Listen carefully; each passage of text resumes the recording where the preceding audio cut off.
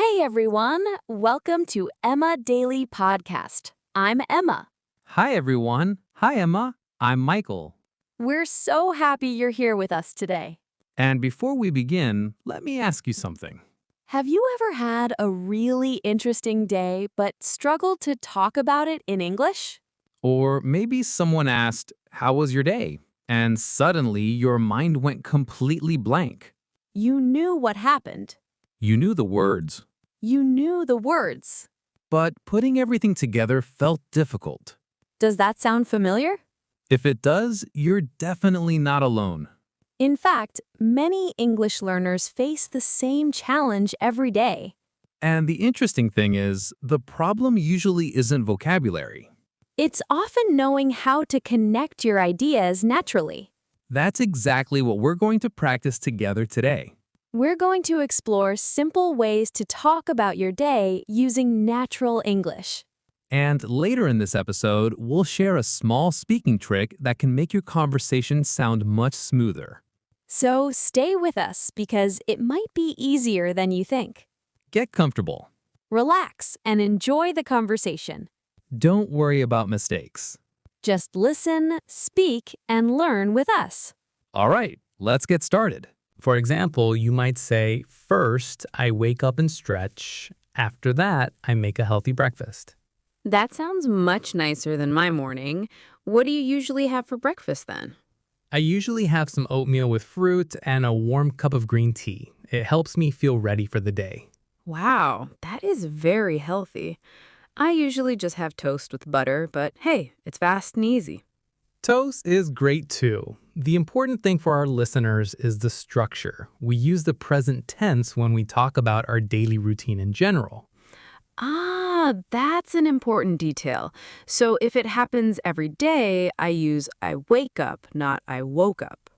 Exactly. Use the present tense for your regular routine and use the past tense if you're talking about just today or yesterday. That makes total sense. So every day I drink coffee, but yesterday I drank tea. Yes, you got it. It's a very simple rule, but it changes the meaning completely. So after breakfast, what's the next step in a typical day? Usually people go to work or school, right? Right. And the great phrase to use here is get ready. For example, I get ready for work at 8.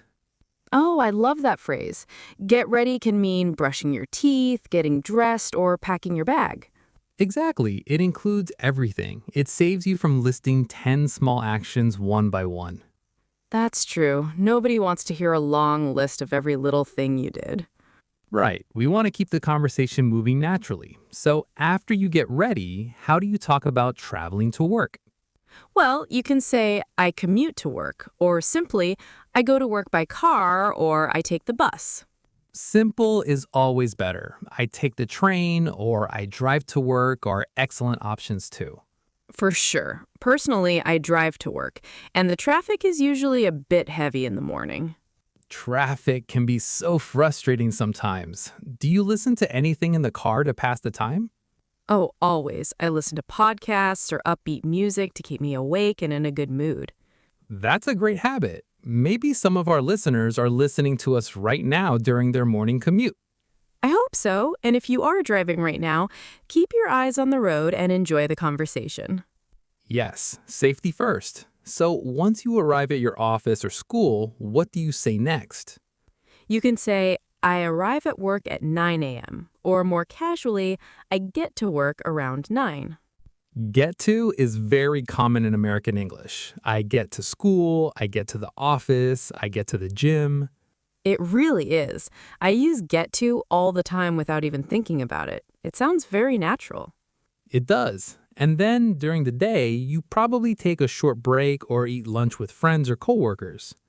Oh, lunch is definitely one of my favorite parts of the day. I usually have lunch around noon. I had a feeling you were going to say that. Who do you usually eat lunch with? I usually eat with my coworkers at a small cafe near the office. We chat, relax, and take a break from work. That sounds lovely. And everyone listening, notice the word coworkers. It's a very useful word for the people you work with. Right. It sounds much more natural than saying the people at my job. Exactly. Small vocabulary changes like that can make your English sound much more natural. And speaking of lunch conversations, have you ever noticed that some of the easiest English conversations happen around a lunch table? That's true. In fact, a simple lunch conversation can teach you a lot about natural English. And that actually leads perfectly into the next part of our discussion. Because what happens after lunch is where many learners discover some very useful everyday expressions. And one of those expressions is probably something you've heard many times before without realizing how often native speakers use it. Definitely. And what about the afternoon? How do you describe the hours after lunch? Well, the afternoon is usually when I focus on my bigger projects. I might say, in the afternoon, I finish my tasks. That's good. You can also talk about meetings. For example, I have a meeting with my manager at 2 p.m. Meetings can sometimes be long and a little boring, but they're a big part of the day for many people. They really are. But then the best moment finally arrives. The end of the workday. Yes, the moment almost everyone looks forward to. So, Michael, how do we say that we're leaving work? You can say, I finish work at 5. Or you can use a very natural phrasal verb like wrap up. Wrap up? Like wrapping a present? Exactly. English can be funny sometimes, but yes, to wrap up means to finish or complete something. Oh, I see. So I can say, I wrap up my work around 5 p.m. and then I head home. Perfect. And head home is another fantastic phrase. It simply means to go home. I use head home all the time. It sounds warmer and more natural than just saying, I go to my house. It really does. It feels like you're finally ready to relax after a long day. Speaking of a long day, this feels like a good moment to talk to everyone listening. Absolutely. And if you're enjoying today's conversation and learning useful English naturally, don't forget to support the podcast. Yes, if you're finding these conversations helpful, please take a moment to like this video and subscribe to Emma Daily Podcast. And if you know someone who's learning English, share this episode with them too. We always love reading your comments. So, tell us something interesting today. What time do you usually wake up in the morning? And be honest. Yes, be honest. No judgment here. Even if your alarm clock has to wake you up 3 different times. That sounds suspiciously specific, Emma. Maybe, maybe not. All right, let's get back to our evening routine. So after we head home, what do most people do next? For me, the first thing is changing into comfortable clothes. Oh, absolutely. I take off my shoes and put on my favorite comfortable clothes almost immediately. It's such a good feeling after a busy day. Then comes dinner. Some people love cooking, while others prefer ordering food. What about you, Emma? Do you usually cook dinner or order delivery? Honestly, I enjoy cooking when I have time. It helps me relax after a busy day. I usually make simple meals like pasta, chicken, or a healthy salad. That sounds delicious. I also prefer cooking at home. It feels healthier and more personal. So what do you usually do after dinner to relax before going to sleep? That's where another useful phrase comes in. Wind down. Oh, I love that phrase. Wind down means to relax your body and mind before bedtime. It's almost like slowly turning off a machine after it's been working all day. Exactly. I usually watch a little television, listen to a podcast, or read a few pages of a book. Same here.